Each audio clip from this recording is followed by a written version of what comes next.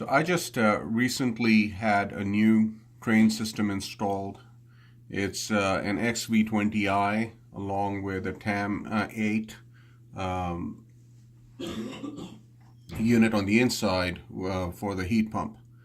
Along with that, I decided to go with the XL 1050 Trane Thermostat, which is what we are talking about right now.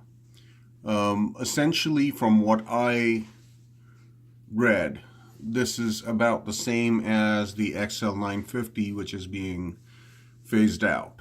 The difference between this and the 950 is, it's got the Nexia bridge like the 824, which allows you to connect Z-Wave devices to it, like locks and switches, etc., along with PoE cameras, network cameras. And you don't need any other device. You can just use this thermostat to control all of those devices, as well as connect remotely over the web using the Nexia app and control devices remotely when you're not at home.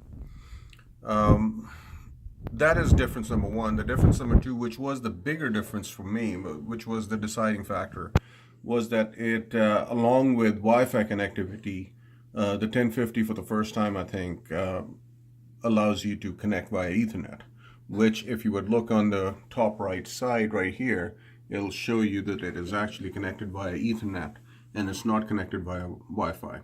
And maybe I'm a little old school, but if something is not going to be mobile, it's going to be sitting in one place, I prefer a wired connection over wireless.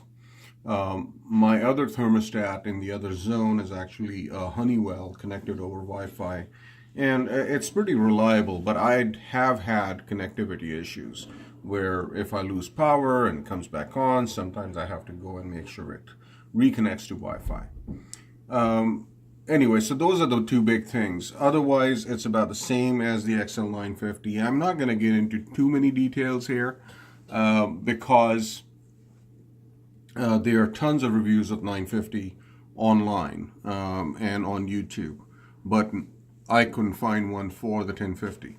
So I thought people might want to take a look at it. So essentially, right now in the current lineup, you have the 824 and I think a couple of other models.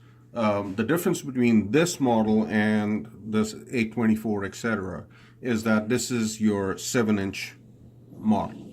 The others are either 4-inch, are all 4-inch. 950 wasn't, but it's being phased out. So I'm not including that in my comparison. Some of the lower end models also have black and white screens. So this one gives you the full 7-inch screen along with color display.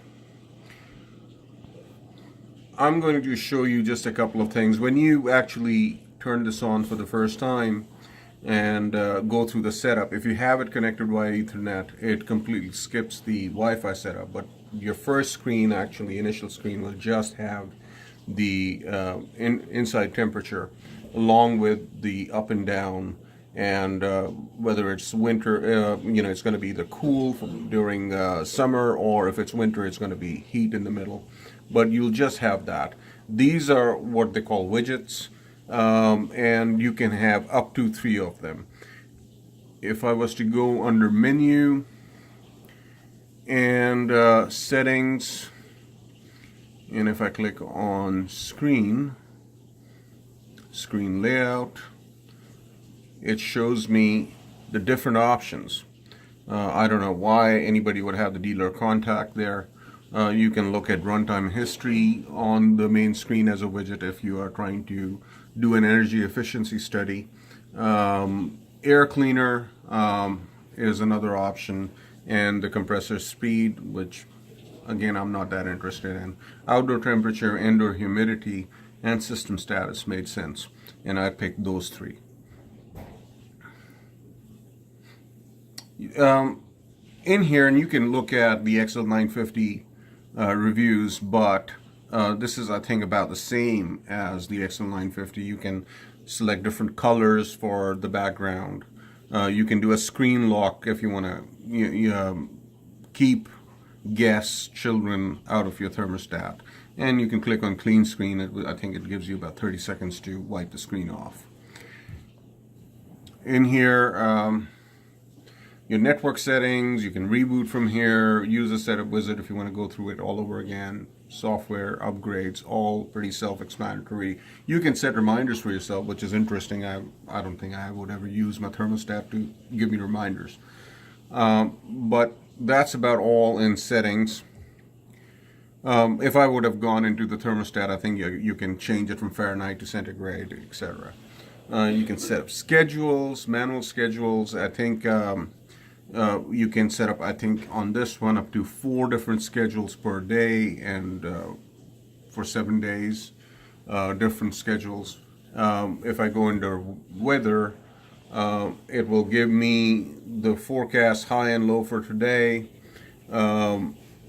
the current temperature where I am in Beaufort, Georgia, the outside humidity. It's been raining quite a bit, so it's 99%, and the dew point. I can look at the 5-day forecast for Beaufort here. I can look at radar, and I'm guessing because of all the rain, yes, you see the storm front coming into our area around Atlanta. And any weather alerts. Currently there are no alerts. A lot of thunder and lightning happening outside, but I suppose there's nothing dangerous happening.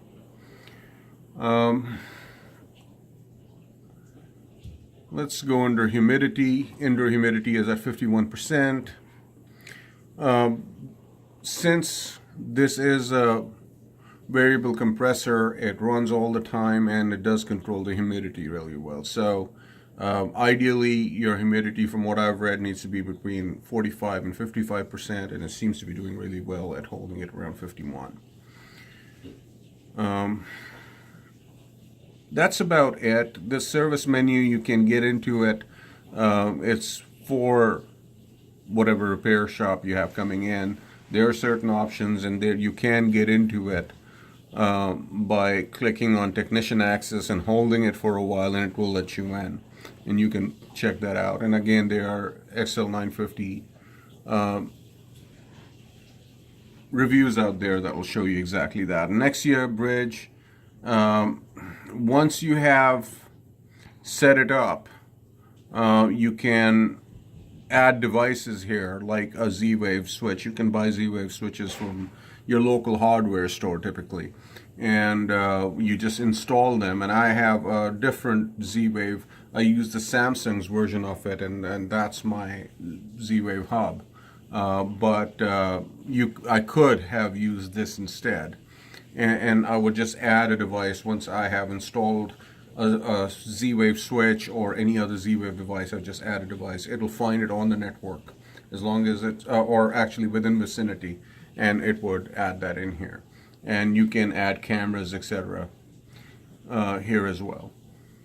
So that's about it. I don't have multi-zone setup on it. One thing I was reading about it, which I found interesting, that if you have multiple Trane units that allow multi-zone capability, you can actually control multiple zones with it. So as an example, I have a Honeywell thermostat downstairs. If I actually had this or a compatible thermostat of Trane's downstairs, I would be able to control my upstairs and downstairs zones by clicking on zones. Right now, it's still telling me zoning is not available because this is the only Trane thermostat I have in my home.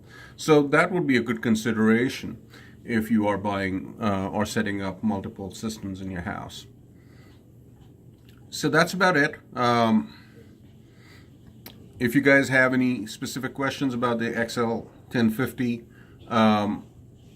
do put your questions down there and I'll try to answer them. I do have the manual and booklet, etc. here, and any specific information that you guys may be looking for, I can find out.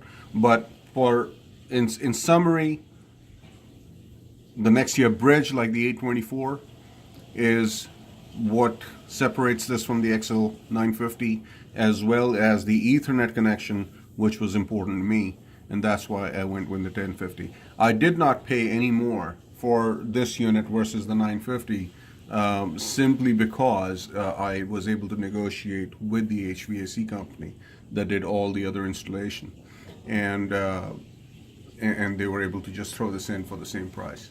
So if you are able to negotiate that with your local HVAC company that's doing an installation, I would highly recommend it. I wouldn't go crazy and spend, hundreds of dollars more over any other thermostat to get this one, because in the end, it is just a thermostat. Thank you, guys. Let me know if you have any questions. Bye.